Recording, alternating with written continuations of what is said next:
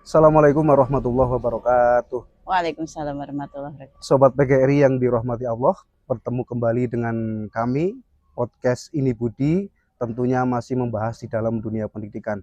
Banyak sekali hal-hal yang perlu kita ungkap, kita telusuri, kita ulas terkait dengan fenomena pendidikan, dengan bagaimana perkembangan pendidikan saat ini.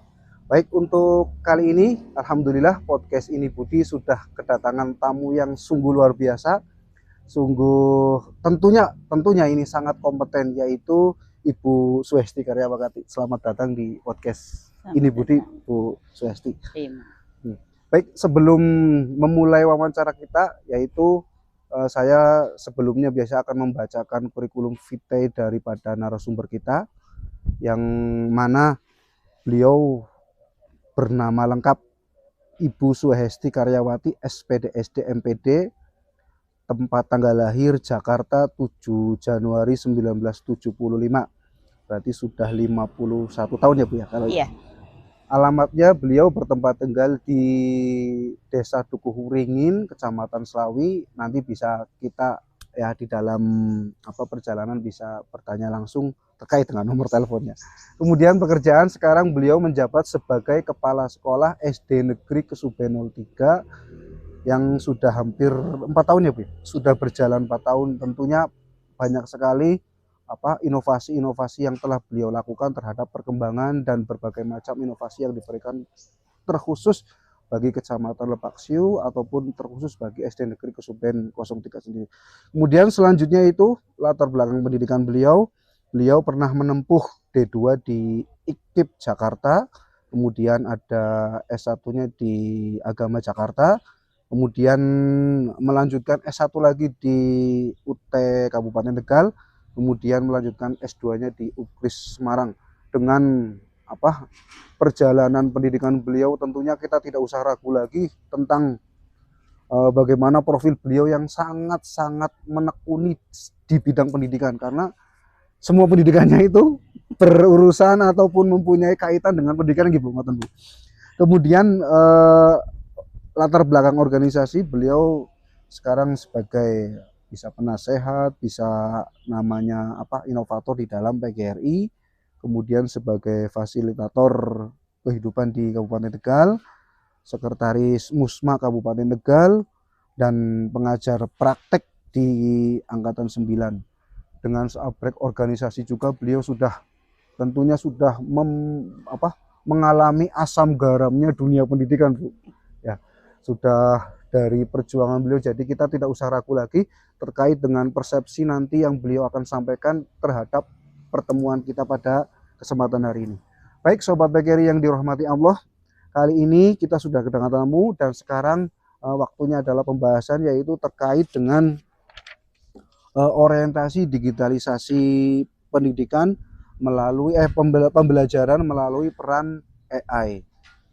Sudah jamak kita ketahui, sudah mafhum dipahami bahwa digitalisasi ataupun teknologi pendidikan, teknologi dunia teknologi itu sangat maju. Tentunya banyak sekali perubahan-perubahan yang terjadi, banyak sekali kegiatan-kegiatan yang merubah kebiasaan kita di dalam menjalankan kerja-kerja pendidikan. Nah, untuk kali ini ya kita akan berbincang langsung dengan pakarnya menurut saya, karena beliau saya yakin itu sudah sangat menguasai betul terkait dengan bagaimana sih pembelajaran ini bisa bermanfaat, bisa berguna terkait dengan adanya AI ini. Baik Ibu, pertama yaitu tentang AI ini, kita sudah sangat ketahui ya Bu ya, bahwa AI ini sudah menjadi bagian kehidupan kita, Bu. Ya, ada betul. yang bisa langsung ke HP ataupun dalam mobil. Itu menurut Ibu itu sendiri sejauh mana sih perkembangan AI ini, kemudian bagaimana kita menyikapinya? Apakah kita langsung bilang wow, ataukah hanya sekedar ayo kita beradaptasi dengan ini, kemudian kita jalankan dengan pelan-pelan. Menurut Ibu bagaimana terkait dengan itu? Kalau untuk perkembangan AI saat ini kan memang sudah sangat cepat. Yes. Maka sebagai pengajar, maka kita harus bisa mengikuti perkembangan teknologi dengan menguasai AI ini dengan harapan dengan adanya AI mempermudah kerja kita, kerja dalam pembelajaran, dalam membuat video pembelajaran, dan juga membuat modul dan lain-lain. Jadi kita memanfaatkan AI ini memang benar-benar maksimal untuk pembelajaran. Berarti AI ini secara secara status adalah netral ya Bu ya, bisa bermanfaat. Terus apakah ada hal-hal yang memang berdampak terhadap AI ini Bu? Menurut Ibu bagaimana? Berdampak pada guru atau? Dia berdampak pada guru, pada siswa, ataupun dalam metode pembelajaran sendiri itu dampak baik dan buruknya seperti apa Bu? Ya, untuk dampak baiknya bagi guru itu yang pertama adalah mempermudah kerja, administrasi pembelajaran. Yang kedua juga bisa meningkatkan kompetensi kita sebagai pengajar, bahwa seorang guru itu tidak boleh stuck, tidak boleh stagnan, tapi harus senantiasa bisa berinovasi dengan kemampuan teknologi, kecepatan teknologi. Kelemahannya mungkin banyak orang-orang yang tidak memahami AI, akhirnya seolah-olah pekerjaannya itu harus AI yang mengerjakan, bukan dalam kompetensi sendiri.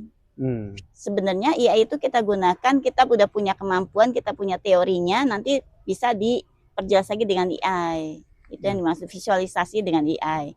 Itu jadi seperti itu. Jadi bukannya blank sama sekali. Jadi bukannya hanya perintah buatkan modul pembelajaran, bukan, tapi memang kita sudah punya kerangkanya. Seperti itu, nanti dibantu, lalu kita mengembangkan lagi, bantu lagi dengan AI. Jadi seperti itu. Oh, berarti itu untuk guru. Untuk guru, ya. Untuk siswa sendiri? Untuk siswa itu apakah sudah layak menggunakannya, atau itu dulu kelayakannya dulu, apa memang nanti dulu deh, kayaknya belum waktunya, apa bagaimana menurut itu? Kalau untuk siswa, kalau saya rasa untuk anak SD itu tidak diperkenalkan dulu. Karena di SD ini kita belajar konsep pendidikan, konsep pembelajaran. Jadi kalau mereka tiba-tiba mengerjakan PR dengan AI, mereka tidak bisa menguasai konsepnya. Memang tugasnya selesai, tapi konsepnya nggak dapat. Ini yang bahaya. Jadi nanti kalau mereka konsep tidak paham, maka nanti untuk tingkat lanjutannya mereka tidak paham. Dan suatu saat jika AI sudah tidak ada, mereka tidak berdaya karena tidak punya konsepnya, tidak memahami konsep. Berarti sebelum mengenalkan AI kepada anak-anak, anak-anak harus diterapkan dulu atau pahami dulu konsepnya. Iya, betul. Biar nantinya mungkin ya Bu ya, sudah semakin maju, anak-anak pun mungkin bisa beradaptasi atau bisa itu. Iya, jadi tidak tergantung sepenuhnya dengan AI. Ya, menarik sekali ini Bu. Jadi saya semakin terus pengen menggali ini Bu ya. Kemudian sebenarnya apa kekuatan kita ataupun modal utama kita sebagai pendidik ini di dalam memanfaatkan IKA itu sebenarnya apa saja? Karena kita kan sudah dikasih ya Bu ya, ada TV inilah. Sebenarnya modal utama kita sebagai pendidik di dalam memanfaatkan ini sebenarnya apa Bu? Yang pertama adalah modal yang utama adalah motivasi. Oh, motivasi dulu. Motivasi untuk mau mempelajari teknologi. Yang kedua, kita bisa memanfaatkan tadi sebagai fasilitator dalam pembelajaran. Jadi mau AI atau kita mau memakai IFP ya, itu kita bisa memaksimalkan pembelajaran menggunakan teknologi yang ada. Jadi benar mengoptimalkan. Jadi tidak hanya sekedar barang sudah ada tapi tidak kita maksimalkan pemberdayaannya, tapi memang benar-benar digunakan dengan baik. Dan guru-gurunya tadi selain motivasi tadi kemampuan untuk mengembangkan kompetensinya, juga mereka bisa mengajarkan kepada peserta didik bahwa teknologi ini akan berkembang terus. Kalau kita tidak bisa mengikuti teknologi, maka kita akan terlindas zaman. Seperti itu. Baik, ada 3 yang saya catat terkait dengan modal ini ataupun kekuatan utama. Lah, untuk membentuk Bu, kesadaran guru agar terus beradaptasi, agar terus terbuka bahwa AI ini sudah menjadi bagian itu, menurut Ibu sistem yang dibangun itu seperti apa?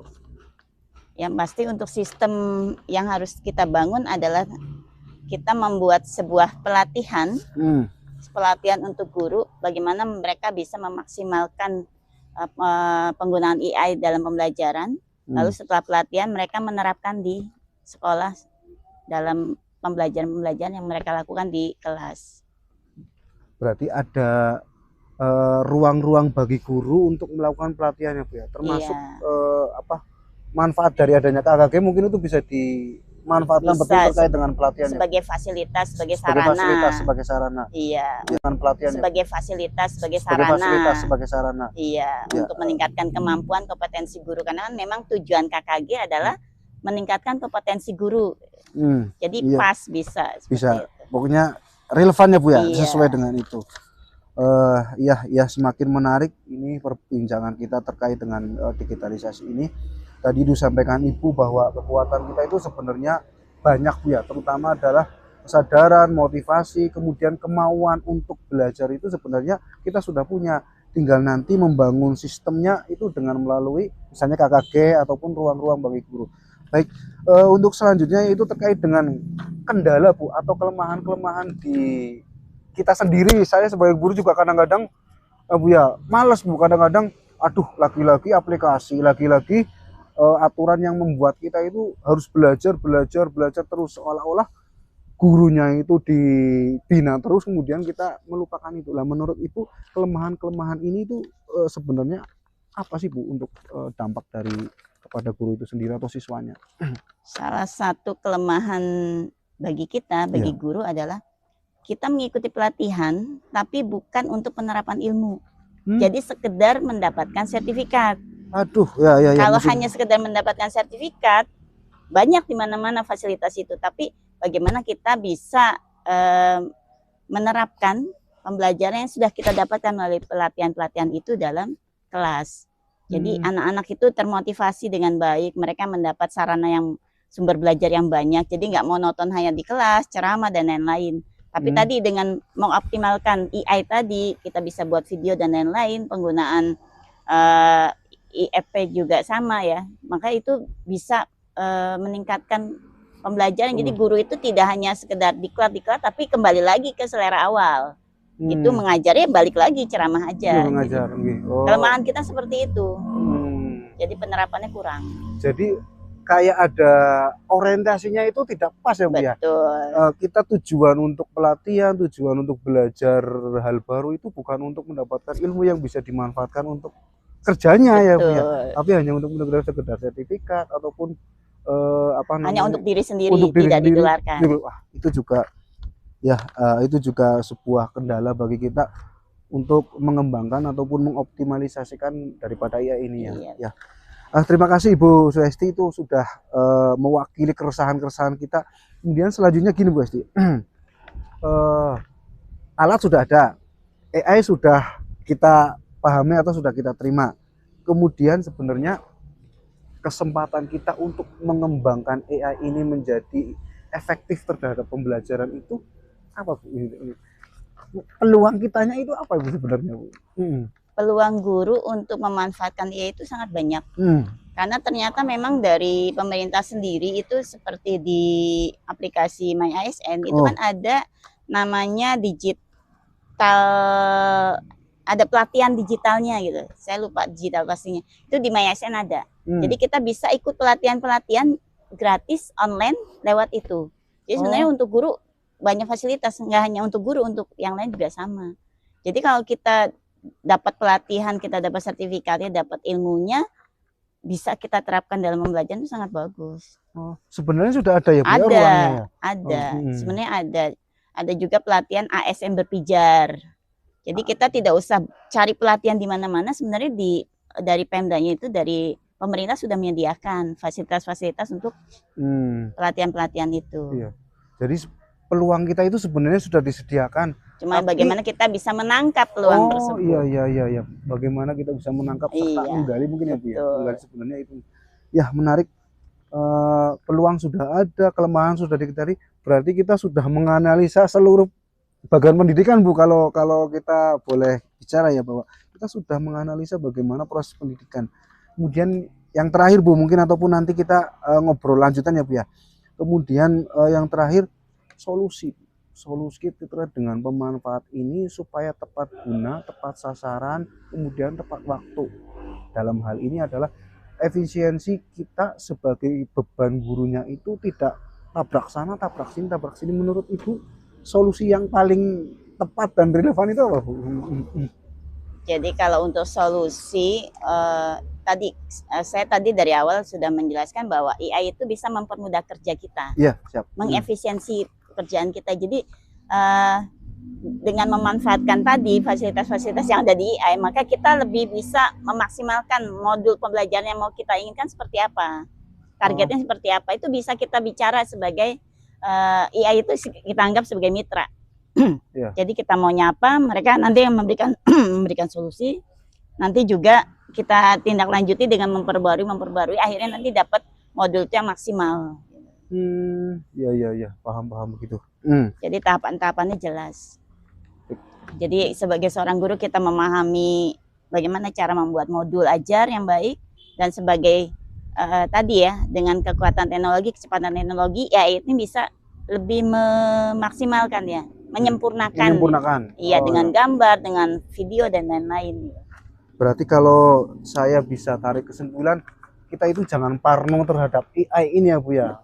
Bahwa kadang-kadang ada guru yang, ini ngobrol ya Bu ya, kadang-kadang ada guru yang nyeletuk segini, gara-gara HP ini atau gara-gara kemampuan HP semakin canggih, kita itu semakin susah untuk mengatur anak. Sebenarnya persepsi ataupun pernyataan ini ada benarnya, tapi seolah-olah kita itu sebenarnya siapa yang salah sih itu? Ada hal yang seperti itu. Menurut Ibu bagaimana Bu di luar konteks ini? Memang teknologi itu kan bagaikan dua bilah mata pisau. Siap. Tergantung kita memakainya. Kalau kita memakai dengan positif maka akan positif. Tapi kalau dengan negatif maka akan negatif. Bagaimana kita bisa memanage emosi kita sebagai pengajar memanfaatkan AI itu. Baik, terima kasih untuk interview kita ataupun podcast kita ini. Untuk terakhir, closing statement Bu, statement penutup untuk Ibu terkait untuk guru ataupun untuk kita rekan-rekan PGRI supaya lebih lebih berintegritas, lebih aktif ataupun lebih bertanggung jawab terhadap pekerjaan. Itu menurut panjenengan bagaimana? Silakan di terakhir, closing statement terakhir. Iya, kalau dari saya, ilmu itu selalu berkembang.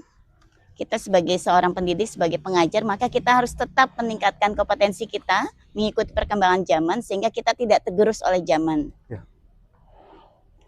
Belajarlah pada masanya, belajarlah pada zamannya. Jadi jangan kita melihat ke belakang pada saat pengajaran dulu, tapi kita coba berorientasi ke depan. Dengan berorientasi ke depan, diharapkan kita juga memaksimalkan kompetensi kita untuk keberlangsungan pembelajaran anak didik kita. Gitu aja. Ya. Terima kasih Bu Suhesti Karyawati telah meluangkan waktunya di podcast kita. Mudah-mudahan apa yang panjenengan sampaikan menjadi bahan evaluasi bagi kita bersama. Tentunya adalah bagi kemajuan dunia pendidikan yang kita sayangi ini. Sekali lagi terima kasih kepada Bu Suhesti Karyawati. Untuk rekan-rekan PGRI yang dirahmati Allah, jangan lupa ya, tonton terus channel kami podcast Ini Budi yang diinisiasi oleh PGRI Ranting Kesuben. Jangan lupa subscribe dan like-nya sebanyak mungkin. Terima kasih, sampai berjumpa kembali dengan podcast kita selanjutnya. Assalamualaikum warahmatullahi wabarakatuh. Waalaikumsalam. Ngapura Ibu.